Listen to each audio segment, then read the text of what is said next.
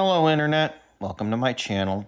I'm Villainous, and this video is something of a continuation of the series I started with my Mirelurk video. We're taking a creature from another video game franchise and converting it into a form we can use in a tabletop game. This time we're covering one of my all-time favorite characters in video games, Yoshi! Anyway, without further ado, let's get into it.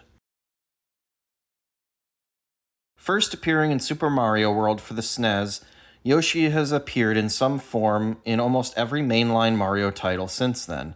As I'm sure everyone watching this video is aware, Yoshi is depicted as a theropod dinosaur with a saddle-shaped shell on his back, an extending chameleon-like tongue, large eyes, and a bulbous snout. He was created by Shigefumi Hino and Takashi Tezuka in 1989, but the idea for the character started 4 years earlier, after the completion of the original Super Mario Bros. Shigeru Miyamoto, the original genius behind most of the largest Nintendo flagship franchises, reportedly wanted Mario to ride a horse. However, due to technical limitations, that wasn't possible on the original Famicom. But with the superior specs of the Super Famicom, there was no longer any obstacle, and instead of a horse, Mario got to ride the objectively more awesome Yoshisaurus Munchakoopas into battle. Since the earliest appearance, Yoshi has been portrayed as living on an island called Yoster Island, or just Yoshi's Island, which is right off the coast of Dinosaur Land, the archipelago on which his debut game takes place. Though he spent very little time on this island in Super Mario World, as it has a measly 4 stages and a boss castle, return appearances tell us that Yoshi's Island has a diversity of biomes, including jungle, grassland, beaches, and a tall ice-capped mountain range. In later games, we also discover that this island is home to at least 2 magical relics, the Super Happy Tree, which is apparently the source of the Yoshi's happiness, and the Sun Dream Stone, which has the power to make people's dreams come true. The island itself has featured in a handful of games in the Mario franchise and is frequently endangered by the nefarious machinations of Bowser and his caretaker and court wizard Kamek. Yoshis seem to have a fairly simple and carefree culture with only simple dwellings and a loose tribal structure with a big man type leadership structure. They evidently prefer non-violent solutions to their problems and only attack other creatures in self-defense. Yoshis are mostly frugivorous, but seem to supplement their diet with other sorts of foods when the opportunity arises. Though their island has many dangers, the Yoshis don't seem to have any natural predators, or at least none that aren't easily dispatched by their innate abilities. Which brings us to... If you already peeked at the stat block I presented in the linked PDF, you may have noticed a peculiar fact that I want to address straight away. My first impulse, and I'm sure most people's impulse, when converting Yoshi into a creature in D&D was to make it a dragon. I mean, it seems like a no-brainer, right? But you'll notice that's not what I did. Let me explain. Firstly, there's really not a lot of things that Yoshi has in common with your classic dragon. He doesn't have a breath weapon or a fear aura or wings, he doesn't attack the same way other dragons do, he doesn't hoard treasure or build a lair, etc. Even as an Eastern dragon, he doesn't really fit the mold of a wise spirit chilling on a mountain offering blessings to those who make the right offering or whatever. Other than occasionally referring to himself as a dragon, particularly in Japanese, and the fact that the coins bearing his face are called dragon coins, there's really nothing here that links Yoshi to a dragon creature type. Fae, on the other hand, has some interesting points in its favor. There's, of course, the fact that Yoshi is an innately magical creature that comes from an enchanted island that's blessed with supernatural happiness. In fact, Yoshi seems to derive strength from happiness, and in Yoshi's story, becoming super happy makes him effectively invincible for a few moments. He's also shown to be a shapeshifter on occasion, and to sometimes have some very strange and spirit-like qualities, like in Mario Sunshine where he paradoxically disappears when he touches water. There's also the fact that the stories featuring Yoshi very frequently have a storybook or some other whimsical theme that fits very well with the nature of the Feywild. In Pathfinder lore, the Fae come from a realm called the First World, which has some primordial and druidic themes to it, which also fits pretty well with the idea of a magical island full of dinosaurs that can shapeshift and call upon elemental powers using magic fruit. So, overall, I think the flavor of the Yoshi has more in common with the Fae in D&D and Pathfinder than they do with dragons. If you disagree, feel free to just make them dragons or fey dragons. Mechanically speaking, it doesn't make any difference, so you do you. The Yoshisaur species has a few core traits and abilities that are seen consistently through all of their various depictions. Starting with their first and most iconic ability, their tongue attack. Since their debut in Super Mario World, Yoshi has been able to whip out their tongue and drag in and swallow enemies. Once swallowed, an enemy is converted into an egg. In the original game, these eggs would hatch to release a power-up, but in all subsequent appearances, they're used as projectiles by the Yoshi itself. Yoshi eggs can be thrown quite an impressive distance and explode on impact, though the blast radius is generally only big enough to affect a single target. The attack pattern of swallow enemy, pop out an egg, throw egg at other enemies has been the consistent strategy of most Yoshis throughout the franchise. So this is something that I had to include in my stat blocks, which, by the way, as usual, are linked in the description. What's kind of ironic is that if you actually stop and think about it, this attack pattern makes a Yoshi an incredibly deadly monster in a game like D&D. In the games, this is almost universally a one-hit kill. When Yoshi slurps up an enemy, they're just gone. If you convert that into a D20 system as is, you're basically creating a creature that can not only instantly kill a PC with a single attack roll, but also converts them into an egg, thus leaving no corpse behind to be resurrected. While that might be kind of funny in the right campaign, your players probably aren't going to appreciate the humor. So to make this at least somewhat fair, I took the same approach as Super Smash Bros. Instead of just insta-killing the creature that gets swallowed, they're instead magically confined inside the Yoshi egg. When the Yoshi throws the egg, it causes damage to both the target and also the creature in the egg. If the damage isn't enough to kill them, they pop out of the egg, otherwise unharmed. If it is enough to kill them, well... Game over. No corpse means only high-level magic can bring them back, making the Yoshi absurdly deadly to low-level parties that don't have access to reincarnate or true resurrection. That said, the damage is low enough that a Yoshi egg throw won't be immediately lethal to a PC beyond first or maybe second level, so beyond that point it's more of a finishing move used on an enemy that's already on their last legs. As a further balancing mechanism, I made it so actually killing someone with this move takes 2 full turns, so at least it gives the character time to break out of the egg. Turn 1, the Yoshi snags someone with their tongue as a bonus action and drags it in, then uses their action to swallow. Second turn, the Yoshi throws the egg. Now, if you take a look at the PDF, you'll notice that I made the Yoshi egg itself a magic item, and shunted a bunch of the rules text over to that entry. This was mostly to avoid crowding up the monster stat block, and also just in case your PCs get their hands on one of these things and want to use it themselves. Anyway, the rest of the Yoshi's abilities are relatively straightforward. It has a basic slam attack, which when used in midair turns into a ground pound that deals extra damage and knocks the target prone, and it has the trademark flutter jump that basically gives it a little extra distance when jumping, and it has the side effect of negating fall damage. Following the standard Yoshi stat block, I also included a list of variant traits that allows you to incorporate the various special abilities Yoshi has had in certain games, like breathing fire, flying, or turning enemies into floating platforms, etc. Now, in the games, these abilities are typically given to Yoshi in the form of a power-up, often from eating a certain type of food. I considered doing the same thing here, but creating a whole list of consumable magic items that are only useful to Yoshis seemed like a bit of a waste of time, so instead I just put them in as optional abilities you can slap onto the basic Yoshi. There is precedent for certain colors of Yoshi to have innate abilities that the green Yoshi doesn't have, so that's the route I went with. Now, this is the standard 5th edition D&D conversion, but as a few commenters on my past videos have requested, I've decided to try some experimental additions for this video.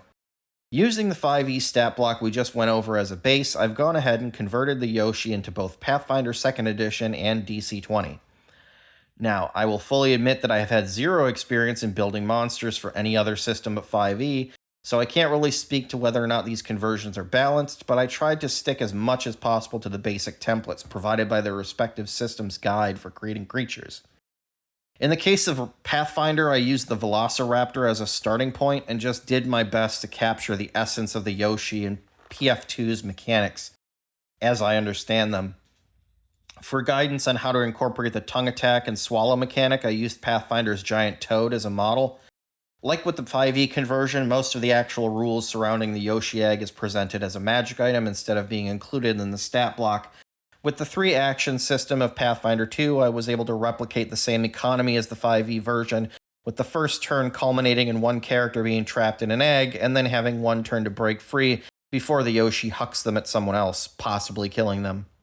The DC-20 version was quite a bit trickier to figure out, as the system is still in beta with only like 5 or 6 actual stat blocks available to backers. I had to rely on what was available and just intuit what the Yoshi should look like. The stat block and the mechanics are very bare bones, with much less spelled out in the entry itself compared to the other two, and I did include a magic item entry for the Yoshi egg this time. This seems to fit with the overall far more narratively focused and loosely defined nature of the DC-20 system as it stands. So the intent here is that the GM can decide on the fly how they want it to work in their game. The rules of DC-20 seem overall similar enough to 5e that you could probably just use the 5e version of the Yoshi egg as a basis, while just reducing the damage down to like 1 or 2. As far as the statistics themselves, again, I had next to nothing to work with as a template, so I chose the closest creature stat block available as a base, that being a wolf. If and when we get more stat blocks from the DC-20 team, I may go back and update this if I find something more appropriate. In contrast to my Marlurk video, I didn't just provide stats for Yoshis as a monster. Yoshi is such an iconic character in the Mario franchise and a protagonist in a variety of games. I know that I would jump at the chance to play Yoshi in D&D, so I figured why not make something that allows others to do the same. Ergo, I have also provided stats to make Yoshi as a player race. I used the monster stats as a base, of course, providing a few minor nerfs to make them more balanced as a PC species. This was easier to do in the Pathfinder 2e version, as most of the abilities can get shunted into ancestry feats that build up over time, rather than being front-loaded at level 1. One minor note with regard to Flutter Jump, since it specifically says it triggers at the apex of your jump, this would mean that using it as part of a long jump would actually require you to trigger it halfway through, so after about 15 feet. This means that with the 10 feet of flight, you'd actually end up going only 25 feet horizontally, though with the potential benefit of adding up to 10 feet of vertical height onto your long jump. So a bit of a trade-off there. I could have added that clarification to the text, but I didn't want to mess up the paragraph spacing. Anyway, moving on to the DC-20 version of the player race, this was actually much easier than I was expecting. Pretty much every ability that Yoshi gets is already modeled in the beta rules, particularly in the Beastfolk ancestry, which is where I got most of these mechanics from. Ergo, the only thing I really had to do was pull together the specific traits I wanted and put them into the entry. The majority of the time I spent with this one was adding in variant traits. In the DC-20 system, you gain additional ancestry points as you level up that lets you buy extra racial traits, effectively the same as Pathfinder 2's ancestry feats. Overall, it seems that building new species is way easier in DC-20 than building new monsters, since so many of the potential options have already been statted out and presented for you to poach. On the topic of ability flaws, this is an element in Pathfinder and DC-20 that isn't generally seen in D&D, at least not since the Orc and Kobold were updated. In the case of Yoshi, I put their ability flaw in Wisdom for PF2 and Intelligence for DC-20, since the latter system removed in Wisdom as an attribute. The logic behind this is basically that Yoshis come from an island that is magically flooded with happiness, and where they're generally not in any real danger most of the time. In between visits from Bowser, Kamek, or some other big baddie, they can basically just chill, eat fruit, and play games all day. I figured that would result in most Yoshis being fairly naive, reckless, or lackadaisical in their outlook, which would be reflected in them having a slightly worse ability to read dangerous situations, notice hostile intent, or react rationally in a crisis, thus the penalty to mental stats. Speaking of baddies, I also included stat blocks for the main antagonists of the Yoshi franchise in this PDF: Kamek, Baby Bowser, and a generic Shyguy. Baby Bowser is not only a legendary threat, but if you defeat him without taking down Kamek first, his mythic trait triggers, and Kamek transforms him into Big Baby Bowser. Kamek himself is generally not a hands-on type of villain, and you'll figure this out from his spell list. In general, his goal is going to be to summon or transform something into an obstacle to keep the heroes busy while he escapes. Pretty much all of his magic is geared around escape, obfuscation, and interference. The only spells he has that cause any damage are Magic Missile, Disintegrate, and his basic Arcane Bolt attack. His other 24 prepared spells are 100% focused on being just a pain in the ass for the party. Bowser, being a literal baby, is the exact opposite. His stats are loosely based on a Red Dragon Wormling, but much more powerful. Theoretically, there's a scenario in which the party could face him after having already taken out Kamek, and thus his mythic trait won't activate. However, with how squirrely that Magic Koopa is, I wouldn't go in expecting that to be the case. Anyway, I balanced both of them to be around level 13, just right to serve as the final boss of the average 5th edition campaign, with your players as Yoshis. So, now that we have all these tools to work with, how do we add them to your game? Well, assuming none of your players are Yoshis, there's a bunch of ways. I added a line to the monster description detailing how an infant Yoshi imprints on the first creature it sees upon hatching, which I did specifically to open up room for plot hooks. One can easily foresee a black market boom on unhatched Yoshi eggs, with both heroes and villains seeking to find these auspicious ova in order to sell them to the highest bidder. Perhaps the party's patron wants the PCs to track down a so-called dragon egg, either one that he lost at auction or that was stolen from him after he paid top dollar. Or the PCs could find a Yoshi egg on their adventures and either seek to sell it or just hatch it themselves to get a new happy-go-lucky dinosaur companion. Perhaps a certain Yoshi's egg has been stolen and she begs the PCs for help in recovering it from unscrupulous poachers before her baby hatches and imprints on a prospective BBEG. She could even accompany the party on their journey to rescue her baby, allowing the PCs to benefit from the Yoshi's unique abilities for themselves. Another amazing plot hook is the Sundream Stone that features in Yoshi's Crafted World. As described, it is a magical gem-studded monolith that can make the dreams of anyone who touches it come true. This kind of an artifact basically writes its own stories. Pretty much anyone, hero or villain, would kill to get their hands on a stone that is essentially a Ring of 3 Wishes without the 3 part. Given that the artifact is just a MacGuffin in the game, we don't actually know much about its actual powers or their specific limitations, but just taking it at face value, an item that can literally make dreams a reality has epic potential for drama. Let's start with the implications that this stone is likely at least partially responsible for the idyllic conditions of Yoshi's Island itself. The collective dreams of the Yoshis could have even formed Yoster Island to begin with, creating a kind of Link's Awakening Covalent Isle situation, where if the Sundream Stone isn't returned in time, the whole place will just evaporate into nothing. Even if the island itself isn't a dream, perhaps the removal of the stone causes the wildlife on the island to reveal a savage and brutal nature, slowly escalating in violence until the survival of the Yoshis and neighboring regions of Dinosaur Land are in danger. The Yoshis themselves could also have been uplifted by the stone's magic, and if it isn't returned, they could degenerate into savage, mindless predators, prompting those with the strongest wills to resist their base impulses to go on a journey to retrieve the Sundream Stone and save their people from themselves. That's not even taking into consideration the motives of whoever wants to claim the stone for themselves. I'm sure I don't have to tell you that even someone with a relatively noble dream has the potential to cause unspeakable devastation if they suddenly have the ability to manifest their every desire into reality. Imagine a campaign where your BBEG can essentially cast the wish spell every time they go to sleep. In fact, here's an idea out of left field. Maybe the whole campaign takes place in the BBEG's dream, Super Mario 2 style.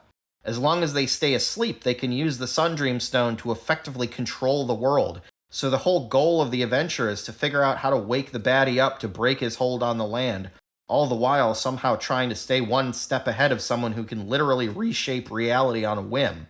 Now, if you go this route, there's obviously going to need to be some kind of limitations to make the PC's goals possible. I'd say it would be like a lucid dreamer situation where the BBG can essentially go anywhere and do anything they want to, just like in a dream, but they're not omniscient or omnipresent. If the PCs can avoid notice or somehow turn the logic of the dream against them, they could escape and buy enough time to make another plan. Perhaps the BBEG thinks the players are just NPCs in his dream and thus doesn't really take them seriously until near the end of the adventure. Or perhaps part of the goal of the adventure is to uncover facts about the BBEG that they can use to manipulate him or her. if the dream responds to whatever the baddie thinks about, even if they don't want it to, then clever players might be able to implant things into the BBG's head to force them to manifest things in the dream world that will help the PCs, like doors or useful items or manifesting fears from the baddie's subconscious to aid them, and so forth. Beyond all that, there could be several other ways that Yoshi and their island could be worked into a campaign. Perhaps a special type of flower or magical creature is only found on Yoster Island, so the PCs are sent there to find it. Perhaps a neighboring kingdom wants the aid of the Yoshis in repelling an invasion from the Koopa Troop or some other non-Mario themed threat. On that note, you can strip all of the Mario-related flavor out of it and just have a magic island ruled by talking dinosaurs, and it works just as well with pretty much any other standard fantasy trope. For instance, pretty much every plot that you could use with Dragonborn, you could also do with Yoshis. Just sub in their hatement of dragons with a grudge against dragon turtles, I guess? Whatever Bowser is supposed to be. Then, obviously, there's the possibility that one of your PCs is playing a Yoshi, and then you can just incorporate their backstory into the campaign as an excuse to have the rest of the party go to Yoshi's Island. Maybe to rescue a loved one, or to return a stolen artifact, or just to visit the player's family or whatever. Well, that's going to do it for this one. Once again, the PDF containing all the mechanics I've discussed in this video will be linked in the description. If you have any questions, comments, criticisms, or especially ideas or requests for future videos, don't hesitate to leave them down below. If you use any of this material in your games, let me know how it worked out and if there's any improvements you'd like to see made. Until next time, I've been ChameleonX, reminding you not to count your eggs before they've hatched.